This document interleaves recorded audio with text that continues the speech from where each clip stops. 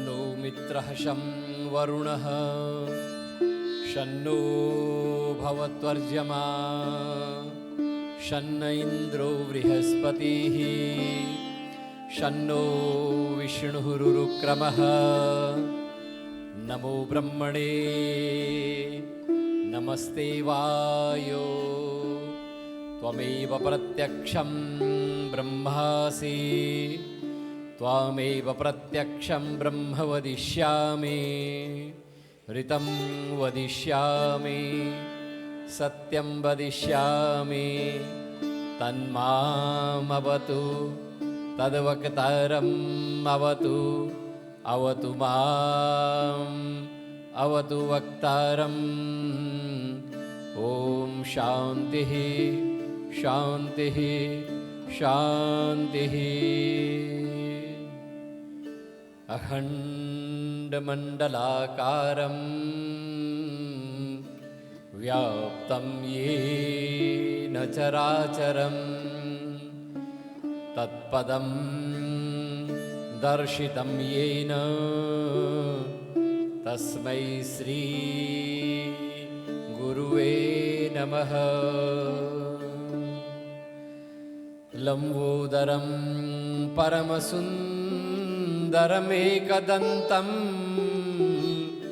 रक्ताम्बरं त्रिनयनं परमं पवित्रम् उद्यद्दिवाकरकरोज्ज्वलकायकान्तं विघ्नेश्वरं सकलविघ्नहरं नमामि। वरहापीडं नटवरवपुः कर्णयो कर्णिकारं बिभ्रद्वासा कनककपिशं वैजयन्तीं च मालाम् रन्ध्रान् वेणो रधरसुधया पूरयन् गोपवृन्दैः वृन्दारण्यं स्वपदरमणं प्राविशद्गीतकीर्तिः। सर्वमङ्गलमाङ्गल्ये शिवे सर्वार्थसाधिकै शरण्यै त्र्यम्बके गौरी नारायणि नमोस्तुते।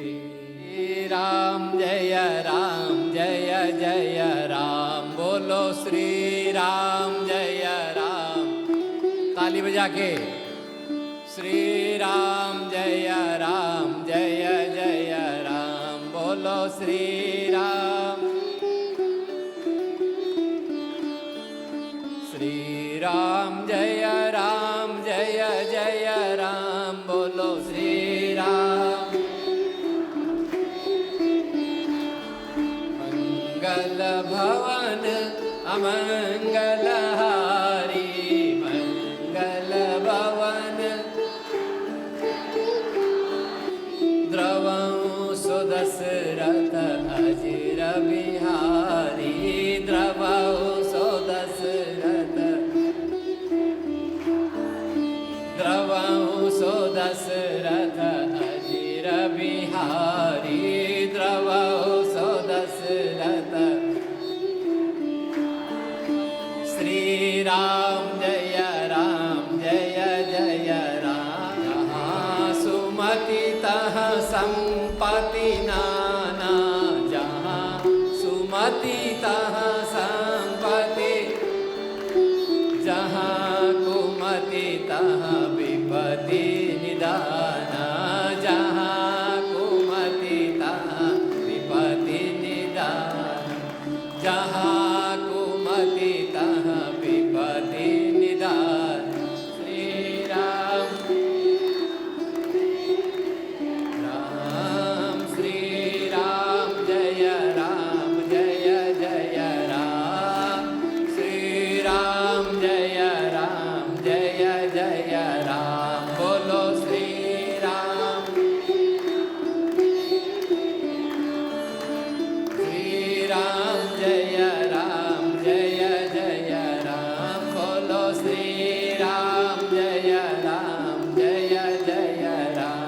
प्रेम से बोले गौ मैया की। शास्त्र कहता है गोमये वसते लक्ष्मी गोमूत्रे जाह्नवी जलम हुंकारे चतुरो वेदा रंभा शब्द प्रजापति ही। ये बड़ा अद्भुत शब्द है कि गोमये वसते लक्ष्मी। इसका अर्थ होता है कि गोबर में लक्ष्मी का निवास है। जब हमने पहली बार ये कथा सुनी, काफी समय पहले की बात आपको बता रहा हूं, कम से कम 40 वर्ष पहले की बात। तो हमारे गांव में और शास्त्री जी कथा सुना रहे थे, उन्होंने ये श्लोक बोला कि गोमये वसते लक्ष्मी, कि गोबर में लक्ष्मी रहती है। अब हम चिंता में पड़ गए कि लक्ष्मी गोबर में कैसे हो सकती है। गोबर तो और गोबर है ना, गाय की गंदगी है, इसमें लक्ष्मी कैसे हो सकती है। तो श्रोताओं, हमने खोज शुरू किया, विद्वानों की शरण में गए, आचार्यों के चरणों में गए, और तब धीरे धीरे धीरे हमको पता चला कि वास्तव में लक्ष्मी गोबर में ही है। गोबर में ही लक्ष्मी का निवास है। विद्वानों ने और आज के वैज्ञानिक भी बोल रहे हैं। तब हमको बताया कि गोबर कितना हमारे लिए लाभकारी है, कितना यूजफुल है। किसानों से पता किया कि किसान लोग जो खेत में गन्ना रोपते हैं, वो जो फर्टिलाइजर डालते हैं, 1 एकड़ में फर्टिलाइजर डालने से जितना गन्ना उन्होंने पैदा किया, और बाद में बड़े बड़े विद्वानों ने जब गोबर का प्रचार किया, इस बात की चर्चा गांव-गांव तक गई, तब उन्हीं किसानों ने अपने खेतों में गोबर को डालना शुरू किया। ये फर्टिलाइजर जो जितनी भी है, इनको डालना बंद किया, और वो फर्टिलाइजर डाला तो वो गन्ना अगर पहले 20 टन निकलता था, तो अब 40 टन गन्ना निकलने लग गया। गोमये बसते लक्ष्मी ही। लक्ष्मी की वृद्धि हुई या नहीं हुई? कितनी वृद्धि हुई, इस रूप से भी तो आप देखिए ना। और फिर एक अद्भुत बात, गोबर का प्रयोग करके जो गन्ना निकलता है और उस गन्ने से जो गुड़ बनता है, श्रोताओं, इंटरनेशनल मार्केट में उसका दाम बहुत अधिक है। उसका बहुत अधिक दाम होता है, और वो गुड़ जो है स्वास्थ्य के लिए बहुत लाभकारी होता है। उस गुड़ से स्वास्थ्य का और लाभ ही होता है। उस गुड़ को तो वैद्य लोग जो हैं, और जिनको डायबिटीज हो गया है, वैद्य लोग गांव में उस गुड़ को खाने की बात करते हैं कि गुड़ खाओ, तुम्हारा डायबिटीज ठीक हो जाएगा। ऐसा गुड़, जिस गन्ने को गोबर, वो भी गोबर कौन सा गोबर? देसी गाय का गोबर है ना। ये जो मैंने आपको कल भी गौ के विशेषता बताई थी, तो वो शुद्ध देसी गाय, उस गाय का गोबर जब खेतों में पड़ता है, उससे जो भी चीजें पैदा होती हैं वो बहुत अद्भुत होती हैं। उनमें किसी प्रकार के रोग होने की कोई लक्षण नहीं होते हैं, बल्कि वो तो रोगों का प्रतिरोधक होता है। तो आप इस अर्थ से देखिए तो सचमुच गोबर में लक्ष्मी का वास है। आपके घर की लक्ष्मी बढ़ जाती है। आज भारत में देखिए गोबर से और क्या बन रहा है? गैस बन रहा है। गोबर गैस भी बोला जाता है उसको, गोबर से गैस। और इतना अद्भुत है ना। मैं एक बार एक रिपोर्ट पढ़ रहा था IIT दिल्ली में। वहाँ IIT वालों के वहाँ जितनी गाड़ियाँ चल रही हैं अभी, वो अपने कैंपस में जो भी गाड़ियाँ चला रहे हैं, सब के सब वो सारी की सारी गाड़ियाँ गोबर गैस से और चल रही हैं। तो जब आप गोबर का इस प्रकार से प्रयोग करोगे तो निश्चित रूप से और आपके घर में लक्ष्मी की वृद्धि होगी। जैसे मैंने कल भी कहा कि गाय के दूध से भी ज्यादा महत्वपूर्ण गाय का गोबर और गाय का गौमूत्र हो गया है। आज देसी गाय का दूध सस्ता है, लेकिन गौमूत्र और गोबर जो है वो और महंगा बिक रहा है। तो ये श्लोक जो कहा गया कि गोमये बसते लक्ष्मी, कि गोबर में लक्ष्मी का निवास है, इसीलिए माँ लक्ष्मी गोबर में बैठी, क्योंकि माँ लक्ष्मी को जगह कहीं मिली ही नहीं बैठने के लिए। तो क्योंकि सारे गाय के सारे शरीर में सब देवता बैठ गए थे, लक्ष्मी के लिए जगह ही नहीं थी ना।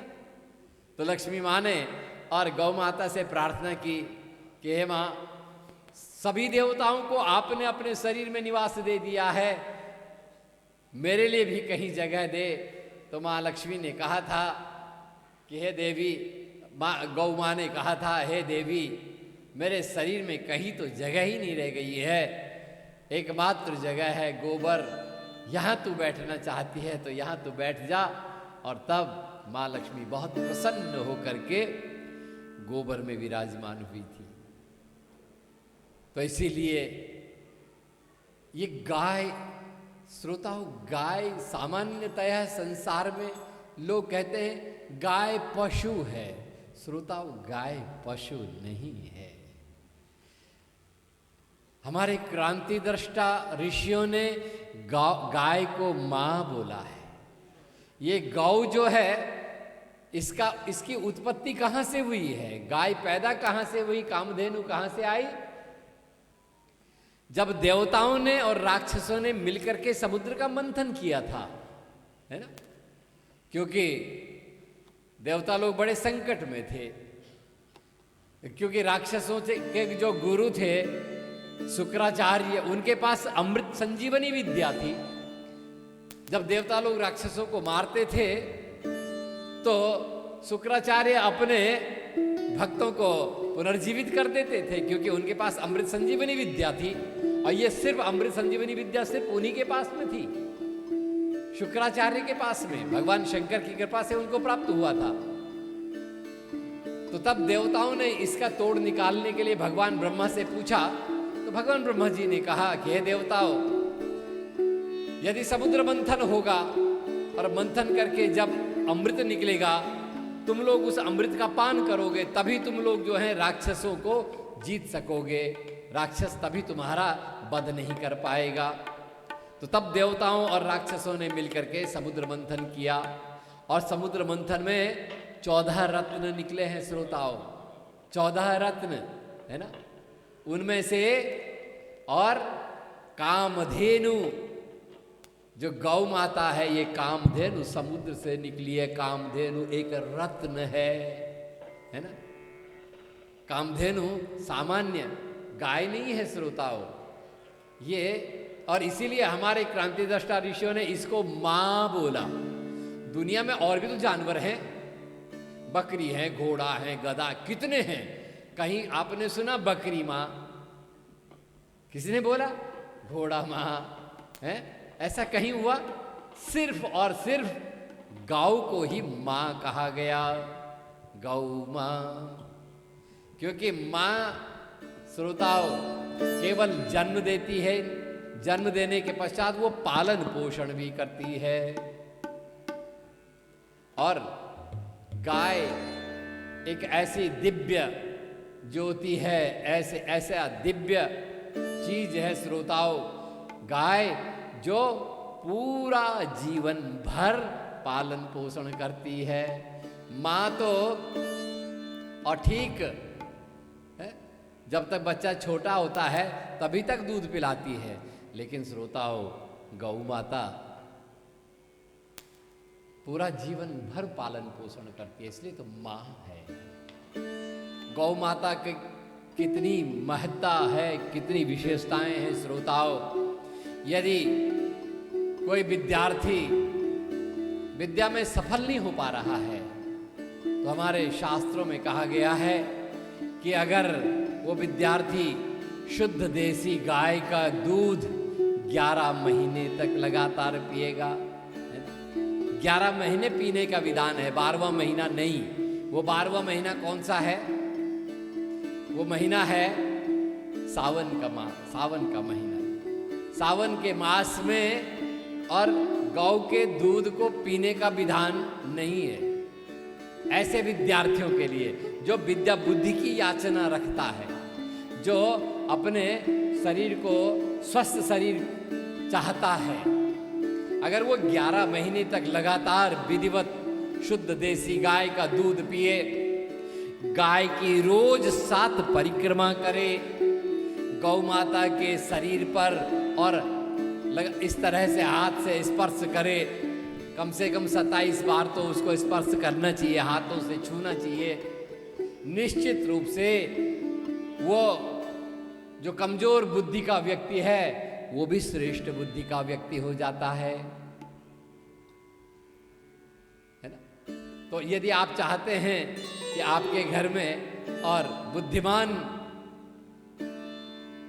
व्यक्तित्व पैदा हो, तो श्रोताओं गौ की सेवा करवाइए। जैसे मैंने कल भी आपसे कहा था कि गौ माता के संसर्ग में रहने से अनेक प्रकार के असाध्य रोगों से भी व्यक्ति को मुक्ति मिलती है। असाध्य रोग, ऐसे ऐसे रोग जिनकी और चिकित्सा नहीं हो पा रही है, ऐसे ऐसे रोग भी और गौ माता के संसर्ग में आने से दूर हो जाते हैं। कभी प्रयोग करके तो देखिए श्रोताओं। हमारे शास्त्रकर्ताओं ने कहा कि ये धरती वास्तव में और गौ माता से ही प्रतिष्ठित है, इसीलिए तो हमारे ऋषियों ने गौ को मां का दर्जा दिया ना, गौ मां है। सेवा करके देखिए श्रोताओं। और गौ की ही कृपा से बड़े बड़े ऋषि मुनि और उत्पन्न हुए श्रोताओं। भगवान राम कैसे पैदा हुए? भगवान राम को पैदा करने के लिए महाराज दशरथ ने श्रृंग ऋषि की सहायता से और यज्ञ कराया, पुत्रेष्टि यज्ञ। अगर उस पुत्रेष्टि यज्ञ में और गाय का घी नहीं पड़ता तो यज्ञ सफल होता? बिना गाय के घी से यज्ञ सफल नहीं हो सकता है। तो ये समझ लीजिए कि भगवान राम को और उत्पन्न करने में सबसे बड़ा सहयोग गौ माता का है। अति प्रेम से गैया की, जरा जोर से बोले गौ माता की। ऐसे ही अनेकानेक हमारे धर्म ग्रंथों में बड़े बड़े ऋषि, बड़े बड़े ज्ञानी जन, यहाँ तक कि संपूर्ण अवतार, भगवान नारायण के जितने अवतार हैं सब अवतार के पीछे और गौ एक कारण है, गौ का सहयोग है। बिना गाय के सहयोग से और कोई भी अवतार उत्पन्न नहीं हुआ। इसीलिए जो 9वें अवतार हुए हमारे भगवान श्री कृष्ण, वो तो आए ही सिर्फ गौ माता की सेवा के लिए। भगवान साक्षात पारब्रह्म परमेश्वर धरती पर आए और उन्होंने गौ माता की सेवा की। उन्होंने कहा कि गौ माता की सेवा करने से ही और मनुष्य को इस जीवन में तो संपूर्ण सुख समृद्धि की प्राप्ति होती ही है आखिरी में, और गौ की सेवा करने वाला आखिरी में कहाँ पहुंचता है? गोलोक में। आपने सुना है गोलोक का नाम? अति प्रेम से बोले कृष्ण कन्हैया लाल की। गौलोक वही है श्रोताओं जहां साक्षात भगवान श्री कृष्ण विराजमान होते हैं अपनी आद्या शक्ति के साथ में। वो गोलोक है और उसी गोलोक को प्राप्त करने के लिए हमारे ऋषि मुनि, बड़े बड़े ज्ञानी जन हजारों हजारों वर्षों की तपस्या कर रहे हैं। अंततो गत्वा उसी गोलोक को प्राप्त करने के लिए तो यदि आप अपने कर्मों को इस प्रकार से बनाएं कि गौलोक की प्राप्ति हो। भाई हम मनुष्य बने हैं, हम मनुष्य क्यों बने हैं? मानव बनने के पीछे क्या मतलब है? क्यों हम मनुष्य बने हैं? बस खाली खाओ पियो मौज करो, इतने के लिए ही मनुष्य बने हैं? Eat drink B Mary only, सिर्फ इतना ही? नहीं ना। अगर इतना ही मनुष्य जन्म का मतलब है तो फिर वो पशु और हम में फर्क क्या है? वो पशु भी जो है खा रहा है, पी रहा है, सो रहा है, बच्चे पैदा कर रहा है, उतना ही तो जानवर भी कर रहा है, और इतना ही काम हम भी करेंगे। तो श्रोताओ, भाई फर्क तो होना चाहिए। गोस्वामी तुलसीदास जी महाराज रामचरितमानस में बहुत सुंदर कहते हैं, बड़े भाग मानुष तनु पावा, सुर दुर्लभ सद ग्रंथ निगावा। ये गोस्वामी जी की भाषा है कि हम बहुत भाग्यशाली हैं। हम भाग्यशाली क्यों हैं? क्योंकि हमको मनुष्य का जन्म मिला है। बड़े भाग मानुष तनु पावा और सुर दुर्लभ सद ग्रंथ निगावा। ये मनुष्य का शरीर देवताओं के लिए भी दुर्लभ है। देवता लोग भी रात दिन मनुष्य बनने की याचना करते हैं। अब आप आश्चर्य में पड़ जाओगे, मनुष्य देवताओं से भी श्रेष्ठ है। इसका मतलब क्यों? क्योंकि श्रोताओं, देव योनि जो है वो भोग योनि है। देवता स्वर्ग में कब तक रहता है? अगर आपको एक बड़ा 5 स्टार होटल रॉयल पाम में अगर वहां रहने को बोला जाए, आप वहां रहोगे, कितने दिन तक रह सकते हो? आप होटल रॉयल पाम में कितने दिन तक रह सकते हो? अरे जब तक जेब में पैसा है तभी तक।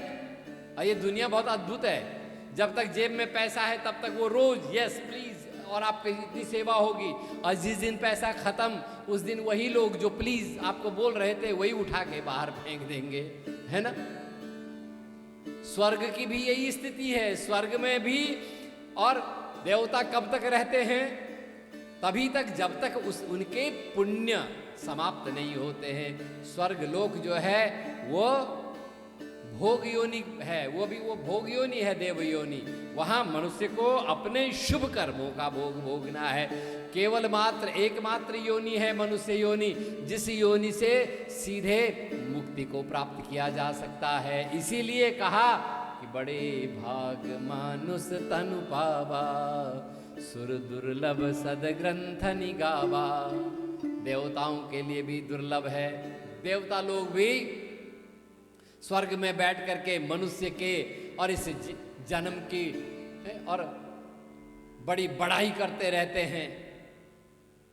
कहते हैं ना, वाल्मीकि रामायण कहते हैं कि गायन्ति देवा किल गीत कानी, है ना। देवता लोग जो हैं स्वर्ग में बैठ करके मनुष्य की बढ़ाई करते रहते हैं।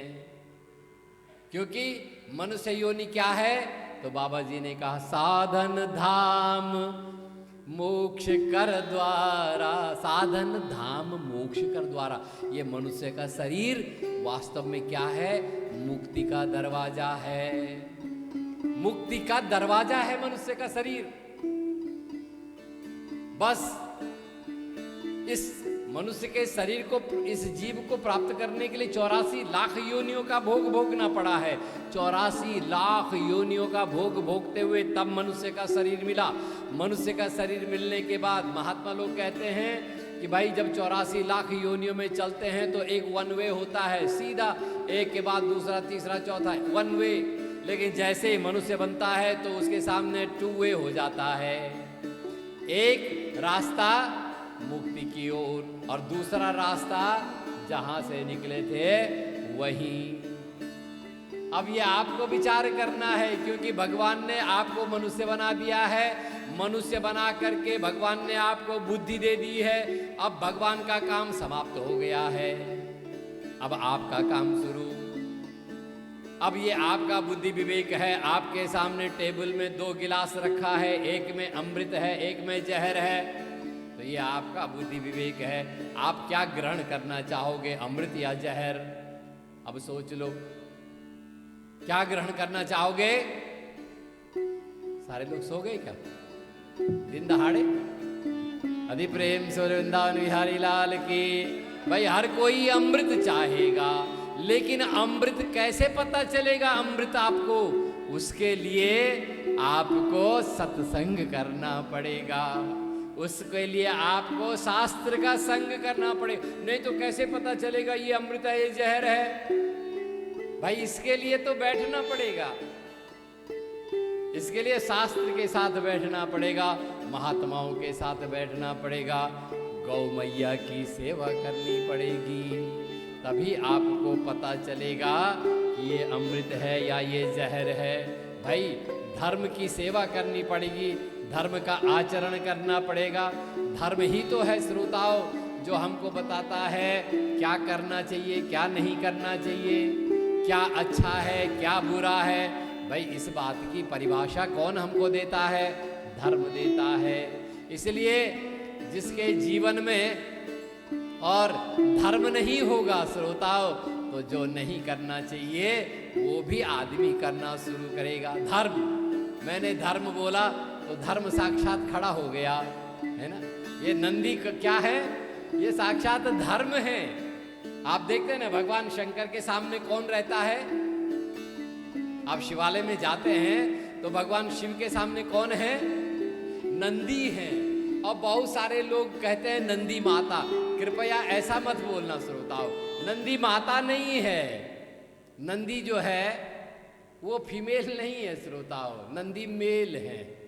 इसलिए नंदी को माता मत बोलना। हाँ पिताजी बोल सकते हो, कोई बात नहीं, नंदी पिताजी हो सकता है, लेकिन नंदी माता नहीं बोलना। वो नंदी क्या है? नंदी धर्म है। शास्त्र कहता है वृषभो ही भगवान धर्म। धर्म की वृषभ संज्ञा है ना। धर्मो ही वृषभो ही भगवान धर्म। नंदी भगवान शंकर, आप सोचते हैं कि बैल के ऊपर बैठते हैं श्रोताओं, नहीं, वो धर्म है। भगवान शिव धर्म के ऊपर बैठते हैं, अर्थात जिनका संपूर्ण जीवन धर्ममय है वही तो संसार का कल्याण कर सकता है। इसीलिए उनका नाम शिव है, क्योंकि वो धर्म पर बैठते हैं। धर्म के 4 चरण हैं। चरण जानते हो ना, पैर।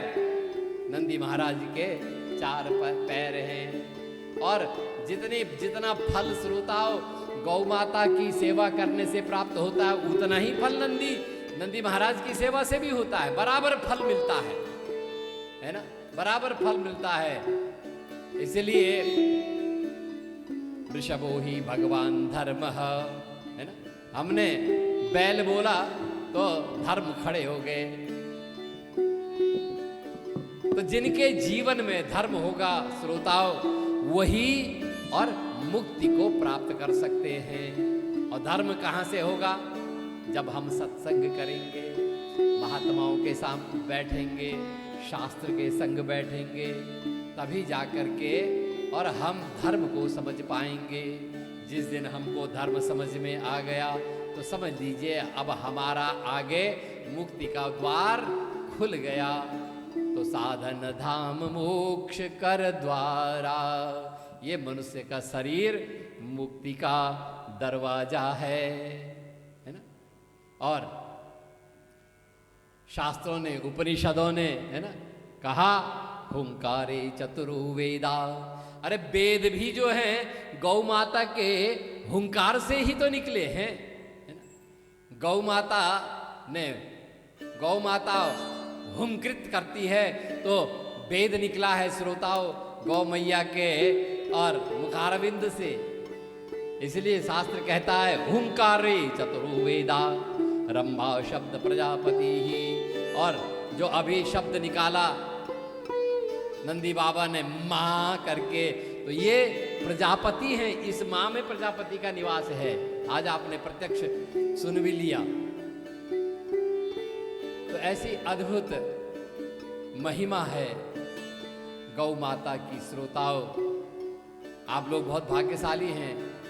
ये पहली बार के लिए मॉरिशस में और आपके विश्वनाथ मंदिर में ऐसी घटना घटी। यहाँ के सदस्यों के मन में ऐसा भाव जागा और उन्होंने गौ माता की, कामधेनु की यहाँ पर स्थापना कर दी।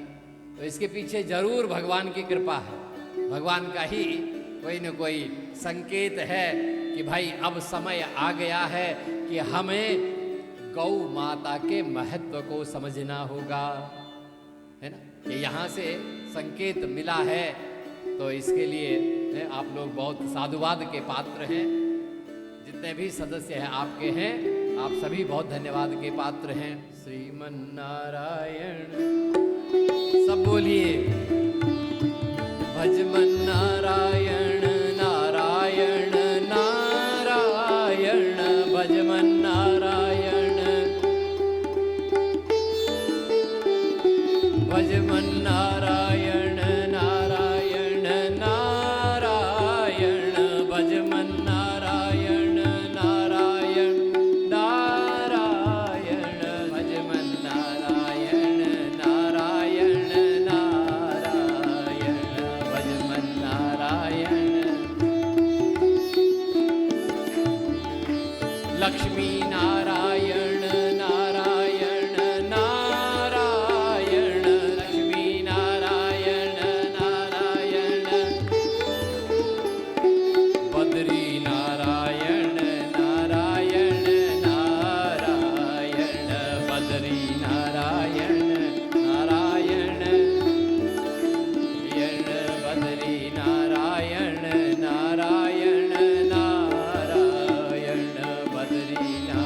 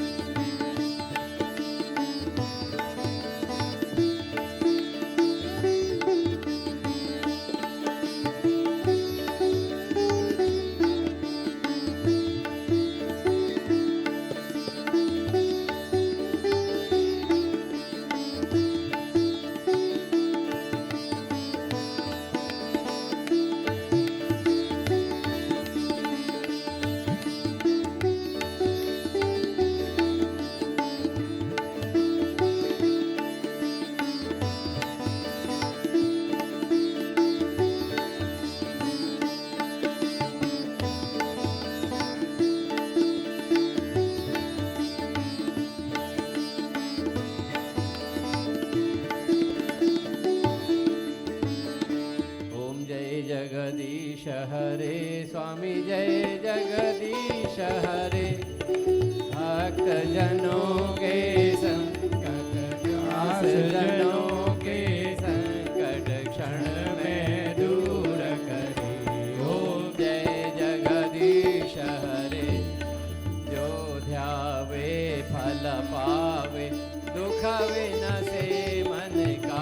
स्वामी दुख विनसे मन का। सुख संपत्ति घर आवे, धन संपत्ति घर आवे। कष्ट मिटे तन का। ओम जय जगदीश हरे। मात पिता तुम मेरे, शरण गहूँ मैं किसकी। स्वामी शरण गहूँ मैं किसकी। तुम बिना और न दूजा, प्रभु बिना और न दूजा। आस करूँ मैं जिसकी। ओम जय जगदीश हरे। तुम पूर्ण परमात्मा, तुम अंतरयामी। स्वामी तुम अंतरयामी। पार ब्रह्म परमेश्वर, पार ब्रह्म परमेश्वर। तुम सबके स्वामी। ओम जय जगदीश हरे। तुम करुणा के सागर, तुम पालन। स्वामी तुम पालन करता। मैं सेवक तुम स्वामी। मैं मूरख खल कामी। कृपा करो भरता। ओम जय जगदीश हरे। तुम हो एक अगोचर, सबके प्राणपति। स्वामी सबके प्राणपति। किस विधि मिलूं दयामय, किस विधि मिलूं दयामय। तुमको मैं कुमति। ओम जय जगदीश हरे। दीन बंधु दुख हरता, तुम रक्षक मेरे। स्वामी तुम ठाकुर मेरे। अपने हाथ बढ़ाओ, अपने शरण लगाओ। द्वार पड़ा मैं तेरे। ओम जय जगदीश हरे। विषय विकार मिटाओ, पाप हरो दे। स्वामी कष्ट हरो देवा। श्रद्धा भक्ति बढ़ाओ, श्रद्धा प्रेम बढ़ा। श्री संतन की सेवा। ओम जय जगदीश हरे। बोलो नारायण नारायण। ओम सत्य नारायण नारायण। ओम नारायण नारायण। ओम सत्य नारायण नारायण नारायण नारायण। ओम जय जगदीश हरे। मंत्रहीनं क्रियाहीनं भक्तिहीनं सुरेश्वरी। यद्पूजितं मया देवी परिपूर्णं तदस्तु मे।